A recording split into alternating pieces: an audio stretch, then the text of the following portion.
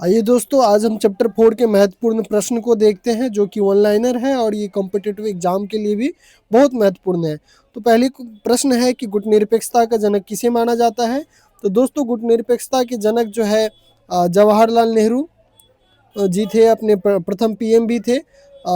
इनको जो है विश्व स्तर पे जो है गुटनिरपेक्षता के जनक माना जाता है। साथ ही साथ कुछ अन्य देश के नेता भी इसमें शामिल थे, जिसमें कि आप बामे नक्रूमा, अब्दुल गमाल नासिर और जोसेफ ब्रॉज टिटो, ये सभी जो है प्रमुख नेता थे जिन्होंने गुटनिरपेक्षता की नीति के सूत्रधार थे ये सभी।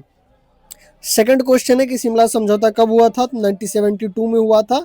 ये 1971 के जो भारत पाकिस्तान वॉर हुए थे उसके बाद में शिमला में जो है, हिमाचल के शिमला में भारत की पीएम इंदिरा गांधी और पाकिस्तान के पीएम जुल्फिकार अली भुट्टो के मध्य जो है ये समझौता किया गया था। दोस्तों, इसके बाद नेक्स्ट क्वेश्चन है कि भारत ने किस संधि जो है एनपीटी संधि का विरोध क्यों किया था। सॉरी, यहाँ पे मिस्टेक है, यहाँ पे एनपीटी होता। एनपीटी संधि का विरोध क्यों किया था, क्योंकि दोस्तों एनपीटी का विरोध भारत ने इसलिए किया था क्योंकि ये संधि जो थी वो भेदभावपूर्ण थी। भेदभावपूर्ण क्यों थी? ये संधि प्रथम बात तो ये 1967 में लाया गया था और ये संधि भेदभावपूर्ण इसलिए थी क्योंकि ये उस समय तक जिन देशों ने परमाणु हथियार बना लिए थे उन्हीं को सिर्फ परमाणु हथियार रखने की इजाज़त दे रहा था और बाकी अन्य देशों को परमाणु हथियार और परमाणु पावर बनने से जो है ये प्रतिबंधित कर रहा था। तो इसलिए भारत ने इसे भेदभावपूर्ण बताते हुए इसके ऊपर में हस्ताक्षर नहीं करा। नेक्स्ट जो फोर्थ क्वेश्चन है, बांडुंग सम्मेलन कब और कहाँ आयोजित किया गया था। तो दोस्तों, बांडुंग सम्मेलन जो है 1955 में जो है इंडोनेशिया के शहर जो है बांडुंग में जो है आयोजित किया गया था। और ये आप लोग को पता होना चाहिए कि बांडुंग सम्मेलन जो है गुटनिरपेक्षता की जो नीति थी, जो आंदोलन का जो आरंभ था, उसके आधारशिला जो है इसी बांडुंग सम्मेलन से जो है माना जाता है, जो इंडो अफ्रीकन सम्मेलन के रूप में भी इसे जो है जाना जाता है। अगर हम फिफ्थ क्वेश्चन देखें तो भारत ने किस युद्ध के बाद बांग्लादेश को मान्यता दी थी। दरअसल बांग्लादेश को भारत ने मान्यता क्या, बांग्लादेश के निर्माण में भारत जो है सहयोग किया था और ये 1971 का जो है वॉर हुआ था भारत पाकिस्तान का, और इसके बाद ही जो है भारत बांग्लादेश का निर्माण हुआ था। दरअसल पूर्वी पाकिस्तान में जो एक अलग राष्ट्र बनाने की मांग की जा रही थी, तो बांग्लादेश ने उस मूवमेंट का समर्थन किया था 1971 में, तब जाकर के जो है बांग्लादेश का निर्माण हुआ था। इसके बाद में सिक्स्थ क्वेश्चन है कि भारत का सबसे विश्वसनीय मित्र देश कौन सा है। तो इस आपके पास अगर एग्जाम्पल हो यूएस, तो उसमें आपके पास अगर वर्तमान समय में आपके पास में अगर रूस का एग्जाम्पल हो तो आपको रूस टिक करना चाहिए, और अगर मान लीजिए कि यूएसएसआर अगर हो तो आपको जो है यूएसएसआर का जो है लगाना चाहिए, या फिर अगर अन्य अगर मैत्रीपूर्ण सहयोग वाले देश का अगर ऑप्शन में नाम होता है तो आप उनके साथ में जा सकते हैं। परंतु ये चैप्टर जिस समय के बारे में हमने इस चैप्टर में अध्ययन किया है तो उस हिसाब से आप यूएसएसआर और रूस ही जो है इसका आंसर होगा। सेवेंथ क्वेश्चन है कि भारत ने परमाणु परीक्षण कब किया। तो दोस्तों, भारत के द्वारा जो है परमाणु परीक्षण 1974 में और 1998 में किया गया था। 1974 में पीएम इंदिरा गांधी थी और 98 में अटल बिहारी वाजपेयी जी थे। और इस मिशन का 1974 वाले का जो मिशन नाम था, इसका नाम स्माइलिंग बुद्धा जो है इस मिशन का नाम था, और इसका नाम है smiling Buddha Pokhran, actually Pokhran 2 smiling Buddha के नाम से जाना जाता है। जो एर्थ क्वेश्चन है, इसकी बात अगर हम करें, गुटनिरपेक्षता आंदोलन का उद्देश्य क्या था।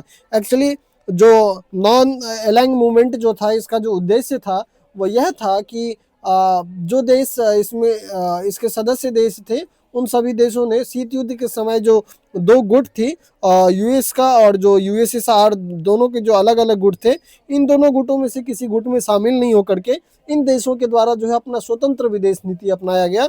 यही जो है नेम का मुख्य उद्देश्य था, यानी कि आप कह सकते हैं वन लाइनर में कि स्वतंत्र विदेश नीति अपनाना, स्वतंत्र विदेश नीति अपनाना। इसके बाद में नेक्स्ट क्वेश्चन है, नाइन्थ की पंचशील समझौता कब हुआ और किस देश के बीच में हुआ था। दोस्तों, पंचशील जो है ये भारत और चीन के मध्य हुआ था। और अगर इसकी डेट की बात करें कि कौन सी ईस्वी में पंचशील की घोषणा की गई थी, तो दोस्तों पंचशील समझौता 1954 में जो है भारत और चीन के मध्य हुआ था। नेक्स्ट क्वेश्चन है, भारत की विदेश नीति का मुख्य सिद्धांत क्या है? तो गुटनिरपेक्षता की नीति जो है भारतीय विदेश नीति का मुख्य सिद्धांत है। नेम का पहला सम्मेलन का आयोजन कहाँ पे हुआ था? 1961 में जो है बेलग्रेड में हुआ था, जो कि यूगोस्लाविया की राजधानी है।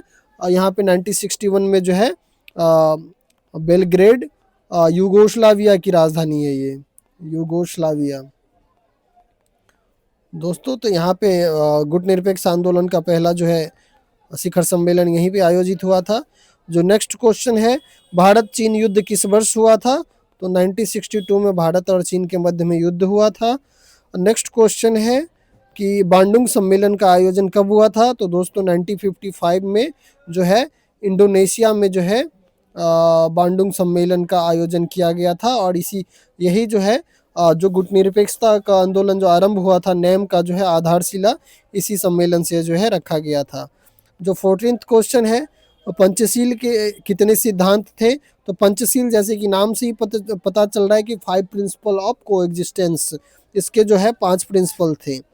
जो नेक्स्ट क्वेश्चन है 15th क्वेश्चन, कोल्ड वार के 2 गुट का नाम लिखिए। तो दरअसल ये यूएसए एंड यूएसएसआर के मध्य जो है कोल्ड वार हुआ था, दोनों गुट का ये नाम रहा। एक यूएसए, दूसरा जो है यूएसएसआर। ये था कैपिटलिस्ट और ये जो था वो सोशलिस्ट। ठीक है, इसके बाद में जो है 16वां है कि नाम के प्रमुख संस्थापक नेताओं में से 2 का नाम लिखिए। जैसे कि मैंने ऊपर भी बताया आपको, आप अपने देश के पीएम का नाम लिख सकते हैं जो उस समय में इसकी आधारशिला रखा था, जिन्होंने पंडित जवाहरलाल नेहरू। और सेकंड नंबर पे आप लिख सकते हैं बामे एनक्रुमा, और थे अब्दुल गमाल नासिर भी थे।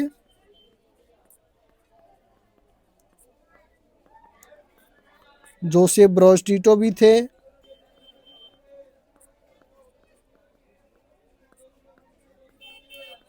तो इस प्रकार से आप ये सब जो देख सकते हैं कि इन्होंने एक प्रकार से ये सूत्रधार थे नेम मूवमेंट के। 7th जो 17वां जो क्वेश्चन है कि भारत ने परमाणु नीति में नो फर्स्ट यूज का सिद्धांत क्यों अपनाया? दोस्तों भारत ने परमाणु नीति में नो फर्स्ट यूज का सिद्धांत इसलिए अपनाया ताकि वो अपने आप को प्रतिरोध कर सके, रिटिलिएट कर सके। इसलिए जो है भारत ने जो है रिटिलिएशन को देखते हुए जो है नो फर्स्ट यूज पॉलिसी को अपनाया था। अपने आत्मरक्षा के लिए, प्रतिरोध के लिए भारत के द्वारा जो है परमाणु का निर्माण किया गया था, परमाणु वेपन्स का। और नो फर्स्ट यूज पॉलिसी जो है मानवता को देखते हुए भारत ने रिटिलिएशन, प्रतिरोध के तहत जो है इस चीज़ का यूज करेंगे, इसलिए जो है भारत ने नो फर्स्ट यूज पॉलिसी को जो है अपनाया था। दोस्तों यहाँ पे